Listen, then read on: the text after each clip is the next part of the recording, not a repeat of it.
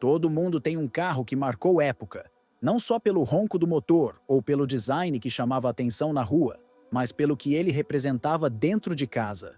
Você lembra qual era o carro da sua família quando você era criança? Ou aquele que te acompanhou nos primeiros anos de trabalho?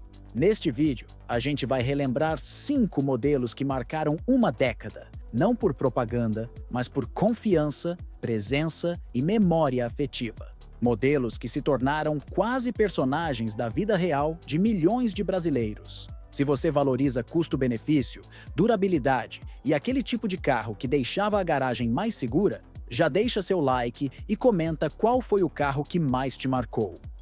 Primeiro modelo, Volkswagen Fusca. Nos anos 70, bastava sair de casa para ver um Fusca a cada esquina. E não era exagero, chegou a representar cerca de 70% da frota brasileira. Isso quer dizer que, de cada 10 carros na rua, 7 eram Fuscas. Mas o Fusca não sobreviveu por acaso. Ele foi um fenômeno de confiança e praticidade. O motor, simples e resistente, aguentava o tranco do dia a dia. Era refrigerado a ar, o que eliminava o risco de fervura, algo comum nos carros da época. Além disso, qualquer mecânico de bairro sabia mexer nele, e muita gente fazia a manutenção em casa mesmo, com ferramentas básicas e manual no colo. Quem viveu aquela época lembra bem. O Fusca era o carro da entrega, do passeio de domingo, do batizado e do casamento. Cabia tudo ali: gente, sacola e até colchão dobrado quando precisava ajudar na mudança. Hoje, muita gente olha para o Fusca com nostalgia, mas esquece que ele cumpria seu papel com dignidade e economia. Peças baratas, consumo honesto e uma robustez que atravessou décadas. Era o carro da casa, literalmente. E quem teve, sabe do que eu tô falando. Segundo modelo, Chevrolet Chevette. Poucos carros conseguiram ser tão presentes e, ao mesmo tempo, tão discretos quanto o Chevette. Lançado em 1973, ele chegou devagar, mas foi ganhando espaço no coração e na garagem dos brasileiros. Em 1983, ele já era o carro mais vendido do país. E não parou por aí. Até 1993, vendeu cerca de 1.600.000 unidades. Mas o que fez do Chevette um verdadeiro companheiro de década? Primeiro, ele era um carro de verdade para a classe média da época. Simples, confiável e com um tamanho que se encaixava na rotina. Ia bem na estrada, aguentava o trânsito pesado e cabia na garagem apertada. Ele também tinha uma postura honesta, sem prometer luxo, entregava robustez e dirigibilidade justa. Não era um esportivo, mas tinha tração traseira, o que dava um toque a mais de estabilidade em curvas, algo que quem dirigiu sabe apreciar. E tem um detalhe pouco falado: o Chevette não era só popular, era premiado. Levou 2 títulos de carro do ano, 1974 e 1981. Algo que nem todo mundo lembra. Ou seja, não era só amor do público, havia qualidade reconhecida. O Chevette não chamava atenção com faróis modernos, nem com slogans de impacto, mas vivia no dia a dia real. Levava filhos para a escola, fazia viagens para o interior, encarava subida com paciência e descida com segurança. Terceiro modelo, Chevrolet Monza. Se o Chevette era o carro da rotina, o Monza foi o carro da virada. Nos anos 80, quem comprava um Monza não estava apenas trocando de carro, estava mudando de patamar. Entre 1984 e 1986, ele foi o carro mais vendido do Brasil.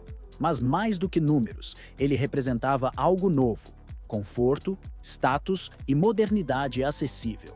Era o carro do gerente, do pequeno empresário, do professor universitário. Era aquele carro que você via estacionado na frente da casa com muro alto e antena no telhado. E não era só aparência. O Monza entregava mesmo.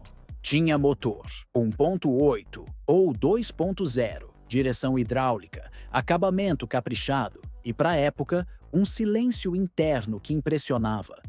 O banco era mais confortável, o painel mais completo, o toque da porta mais firme. Era tudo pensado para dar a sensação de carro importado, sem sair do país. Muita gente hoje lembra do Monza como um carro bom de revenda, mas isso é só parte da história. Na verdade, ele foi um divisor de águas. Mostrou que a classe média também podia dirigir com prazer e estilo. Foi o carro que ensinou muita gente que dirigir podia ser confortável, e não só funcional. Tinha quem sonhava com ele e tinha quem fazia de tudo para comprar um usado bem conservado. Quarto modelo, Volkswagen Gol. Se tem um carro que todo brasileiro conhece de perto ou de ouvir falar, é o Volkswagen Gol. Lançado em 1980, ele foi crescendo de mansinho, até se tornar um gigante. Não só bateu recordes, foi o carro mais vendido do Brasil por 27 anos seguidos. Mais de 8,5 milhões de unidades produzidas. Mas o Gol não se firmou só pela fama da Volkswagen.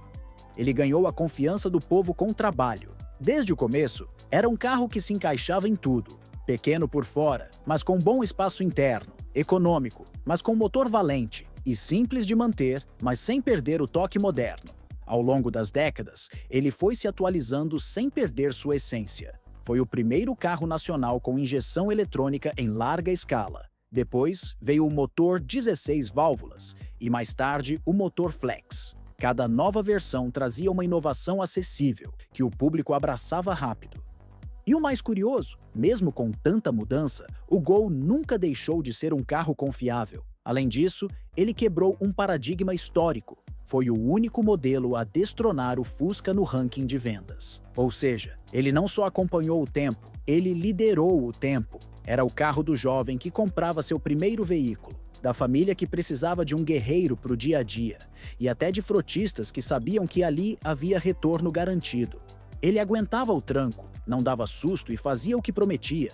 Mais do que um carro popular, o Gol foi o símbolo da modernização automotiva do Brasil. Quinto modelo, Chevrolet Omega. No começo dos anos 90, surgiu um carro que virou referência de presença e sofisticação, o Chevrolet Omega. Especialmente nas versões CD e Suprema, ele marcou uma geração que queria conforto, mas sem ostentação. Era o sedã que você via nas reuniões importantes, nas portas de empresas e até como carro oficial de autoridades. Mas o Omega ia além da imagem. Ele entregava uma experiência de direção que impressionava. Motor 3.0 importado, câmbio suave, acabamento de alto nível e uma estabilidade que deixava muito carro moderno no chinelo. O painel digital, os bancos ergonômicos, o isolamento acústico, tudo passava a sensação de que você estava num carro de outro patamar. E o curioso é que, com o tempo, muita gente começou a ver o Omega como carro de chefe. Mas quem teve um ou conviveu com alguém que cuidava do seu, sabe que o que marcava era a solidez. Não era um carro de luxo frágil, pelo contrário. Durava, aguentava a estrada longa, exigia cuidado, mas devolvia conforto e segurança em dobro. Até hoje, é comum encontrar donos que mantêm o Omega na garagem por valor sentimental. Gente que poderia ter trocado por modelos mais novos, mas não troca aquele conforto por nada. O Omega foi isso: status discreto, autoridade sem arrogância e uma condução que dava orgulho de estar ao volante. Quando a gente olha para trás e lembra desses 5 carros, Fusca, Chevette, Monza, Gol e Omega, a gente percebe uma coisa: nenhum deles virou símbolo só por desempenho ou ficha técnica. Eles marcaram época porque faziam sentido na vida real. Eram carros que acompanhavam fases da vida, cabeças de família, filhos crescendo, mudanças de cidade e muitos quilômetros de história. Se tem uma lição aqui, é essa: carro bom não é o mais novo, é o que entrega o que promete, cabe no seu bolso e não vira dor de cabeça. Então, antes de se iludir com status ou cair no papo de moda, vale lembrar desses exemplos. Porque no fim das contas, o melhor carro é aquele que te leva e te traz com tranquilidade. Compartilhe esse vídeo com quem viveu essas fases. E claro, se inscreve no canal para mais conteúdos honestos e sem enrolação.